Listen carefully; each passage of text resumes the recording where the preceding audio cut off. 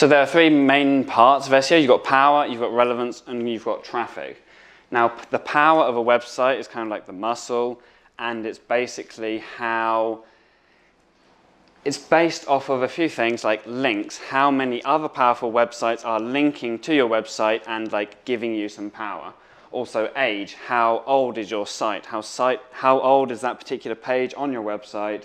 And how old are the links going to your website? Like if you've got a link that's been there for 10 years from another powerful website, that is going to be really powerful. It's also linked with what is the trust and authority of your brand? So how much authority do you have in that niche? Are you ranking for other similar keywords? What is the quality of the links that your website is receiving? Are they trusted or are they spammy links? Then you've got relevance, which is more to do with the keywords. So you've got the niche keywords like search performers, and then you've got location like Bristol. So for example, Bristol plumber, you've got like a niche and a location keyword. And that's a bit like the skeleton. And then you've got traffic, which is like the blood. Now this confirms value to Google. So if your website is getting a lot of traffic, then Google knows that it's an important website, especially if they search for things and then click through to your website. So bounce rate. A bounce is when someone searches for a keyword, they find you, they click on your website, look at your keyword, and then like within like 10 seconds or something, go back to the Google search results. This is basically telling Google that they fucked up. They made a mistake by putting your website there. So if you have too many bounces, Google will reduce your rankings because people aren't wanting your website there. So in terms of on-page, so there's kind of like two domains of SEO. There's the changes you make on your website and the changes you make off your website. So in terms of on-page SEO for relevance, most of it is about the keyword placements. Now, there are only 5 really keyword placements that are actually important, and it's in this order. So the most important is if your keyword is in the URL, and it's best if it's in the domain name. Now, this is because the order of this is basically what is harder to fake. If you have a website that says Cheltenham plumber, there's a lot of chance that that website is about Cheltenham and a plumber. So it's important to have at least one of your keywords. Like, it is very useful to have at least one of your keywords. Like, Cheltenham plumber is going to rank easier for Cheltenham plumber than mikescoolbusiness.com. So URL, and then the next, if it's not in your domain name, in an inner page. So for example, mikesbusiness.com/Cheltenham plumber, that still has a lot of weight because that specific page is all about Cheltenham plumber. Then you have the title of that page. Now the title is whatever appears, whatever appears, so go to run a website like here. Like this is my website. Oh, it's not my website, but that title, Reuben Hosler SEO, Internet Marketing Company on Strikingly, that is the title of that web page. And in the Google results, this is the title, this is the URL, and this is the meta description. So obviously, if the title of a page is about something, it's probably going to be about that thing. And then headings, you've also got headings. Now, headings are important. They are like how you kind of structure the content on your page. If we take, I don't know, some random website, this. I want to show you a little tool called SEO Minion. And SEO Minion, you can analyze the on-page SEO of this website. So it shows you the URL, the title, the description, the meta description, and then it shows you the headings, the heading tags that it's got. So this can be really, really useful. But basically, yeah, it is a header on your page. Yeah? That SEO Minion, is that an external thing that you need to download? That's a Google Chrome extension. Yeah, that will be in the list of things that I send you. Now, another excellent tool is, hang on a minute, where are we? Oh yeah, I wanted to say about keyword research. When you're researching keywords, there are two tools that are really, really useful. One is another Google Chrome extension called Keywords Everywhere. And this provides up here, the search volume, cost per click. You can also have it show the competition as well. And it also shows related keywords and what it also searches for. And also there's a setting that you can have it show all of the metrics for all of these keywords as well. And you can favorite those keywords as well. And then when you go into Keywords Everywhere and say My Keywords, you have a list of all your keywords. So you can basically type in search performers or whatever, look at all the related keywords, favorite all the ones that have got search volume or good cost per click, all the ones that you're interested in. It even does it for these ones at the bottom as well. If you put the settings on, you can also have the metrics of these keywords and you can favorite them. And then there's another website called answerthepublic.com.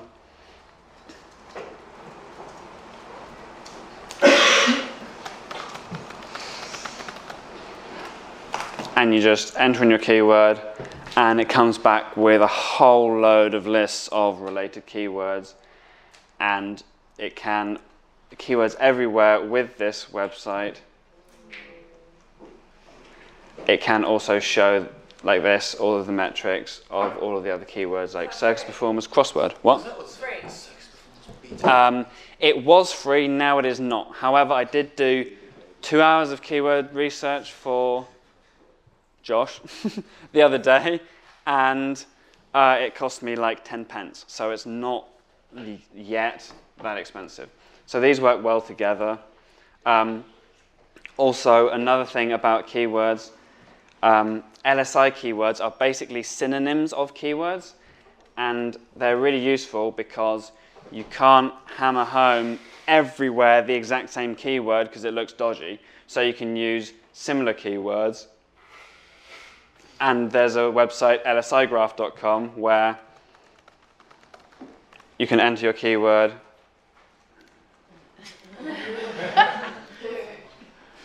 Shit. Go on. We believe in the robot. Yeah. Thanks.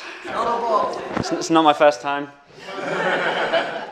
And it will come back with a list of all other related keywords that you can use, volume, cost per click, etc.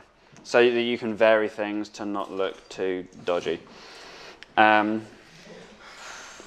basically, with SEO, we need to try and look natural because Google doesn't really like us fucking around with stuff.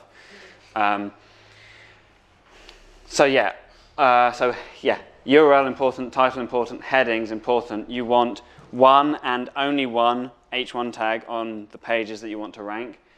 And then you also ideally would have at least one H2 and at least one H3. The H4, 5, and 6 are less important. And then the next most important is your meta description and putting your keywords in your meta description. Now, SEO Minion shows you what your meta description is. You can use up to 150 characters, so you want to fill it with keywords, but it's also important that it looks enticing for the people that are searching because you want them to click through to your website. So it's like half for Google by putting in the keywords, but it can't just be a list of keywords because it looks unnatural and no one will click on your website. And then content, just in the content that is on your website. Now, however, you don't want to do keyword stuffing. So you don't want to fill your content with too many keywords. So if we go to,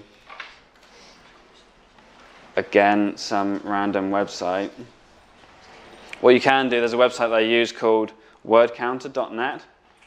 Okay, this is not a great example, but you can just basically select all of the content and paste the content. Was that your website? No. Oh, right. Basically, word counter shows you, you can just paste whatever content is on the homepage in there, and it shows you the keyword density here. So it can show you that fire is used 11% of the time. Now, you don't want to have it too often. So ideally, not more than really 4% for any word. If it is like the thing that that entire page is about, like for our website, like how to handstand, if it's handstand, it's okay to be a little bit above, but ideally for one word, you don't want more than 4%. And for 2 words and 3 words, you don't want more than 2%. So this is a great website to use for working that out. Now, for location relevance on your website, the NAP is important. So, like if you're trying to rank, if you're a Bristol plumber and you're trying to rank for Bristol plumber, it's important that you have your business address that is the exact same as your business address in Google My Business. And you want to have that, if you've only got one location for your business, you want to have that in like the footer, so it's on every page of your website, the exact address that's in Google My Business. Name, address, and phone number. Now you can also Google tag your images. You can also geotag your images, and what that does is basically you'll end up with this thing here, GPS. So your image will have a location. So these are all the images that I've used on my SEO website, and they all have the exact same location as my address, as my Google My Business, etc., and it'll help rank for your location. Also, for niche relevance, you can also optimize your images by the file names and the alt tags. So the alt tag is what Google shows if it can't display your image. So again, these are the keywords that I was trying to rank for my SEO agency. So I just have a selection of every kind of keyword that I want to rank for. If you use too many keywords on your images, does it reduce the ranking? Or is the images out okay? If you what? If you don't use? If you use too many of the same keyword. If you have everything the exact same thing, so circus performers for weddings or whatever, on the exact same image, I still don't think it would probably be that much of a problem, but I would vary it slightly for it to look natural.